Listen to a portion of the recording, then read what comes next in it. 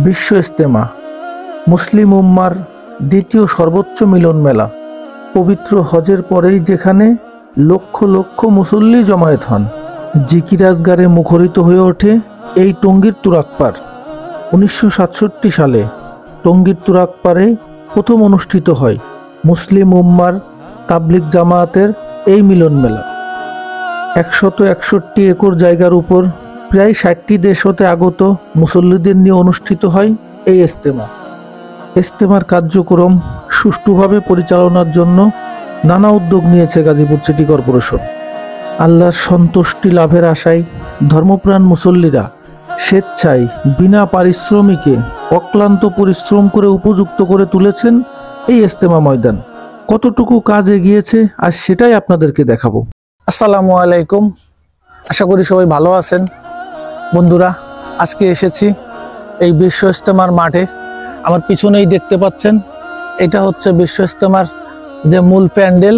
এটাই সেই মূল প্যান্ডেল যেখানে বসে হুজুর আপনার বয়ান দেন। এটাই সেই প্যান্ডেল। এই প্যান্ডেলের সামনে হতে আজকে আপনাদেরকে আমি শুভেচ্ছা জানাচ্ছি। বন্ধুরা, এটা 2025 সালের যে ইজতেমার প্রথম পর্ব অনুষ্ঠিত হতে যাচ্ছে, আর মাত্র 3 থেকে 4 দিন বাকি আছে। এই জানুয়ারি মাসের 31 তারিখেই প্রথম পর্ব শুরু হবে। তো আপনারা যারা এখনো দেখেননি ইজতেমার এবছরের কাজ কতটুকু কি হলো, আমি আজকে আপনাদেরকে একটু দেখাবো। আপনারা যে তাঁবু দেখতে পাচ্ছেন, এই তাঁবুটা এবছরের জন্য যে করা হয়েছে, তাঁবুর কাজ প্রায় 95% করা শেষ। আশা করি আগামী 2-3 দিনের মধ্যে ফুলফিল কাজ শেষ হয়ে যাবে। তো চলেন আমরা একটু ঘুরে ঘুরে দেখি।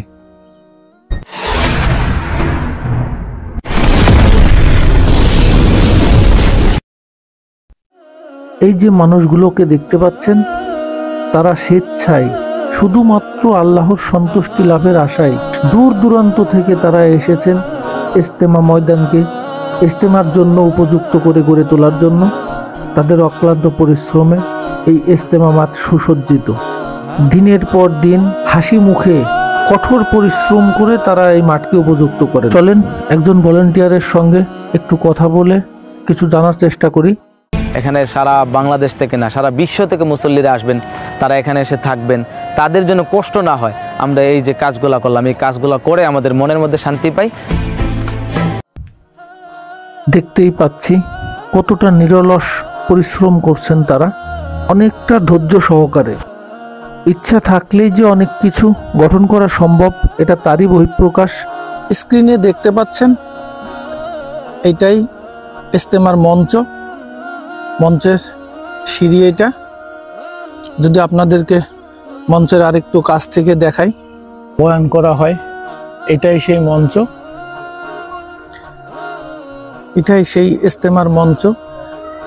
এই মঞ্চ থেকেই বয়ান হয়, দেখতে পাচ্ছেন।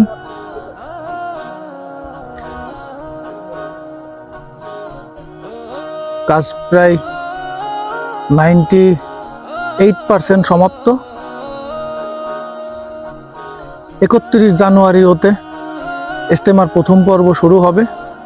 আপনারা ইতিমধ্যে হয়তোবা জেনেছেন।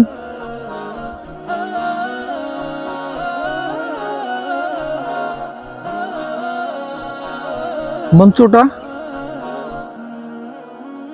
ইজতেমার মূল মাঠের প্রায় মাঝামাঝি স্থানে। এখন যেটা দেখতে পাচ্ছেন, এটা একেবারেই তুরাগ নদীর পার ঘেঁষে যে তাঁবু টানানো হয়েছে, সেটাই এই তাঁবু। আপনাদেরকে এই সাইডটা একটু দেখানোর চেষ্টা করছি। আর মাত্র 3 দিন পরেই এই ইজতেমা ময়দান প্রাঙ্গণ মুসল্লিদের পদচারণায় মুখরিত হয়ে উঠবে। এরই মধ্যে ধর্মপ্রাণ মুসল্লিরা আসছেন দলে দলে।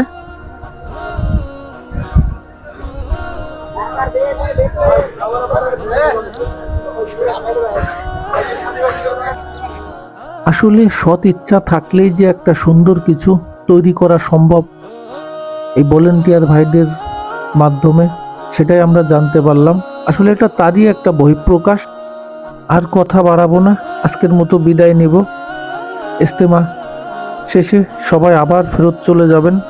যাই হোক, সবাই ভালো থাকবেন। আমার চ্যানেলটিকে সাবস্ক্রাইব করবেন, লাইক করবেন, কমেন্টস করবেন। ধন্যবাদ সবাই।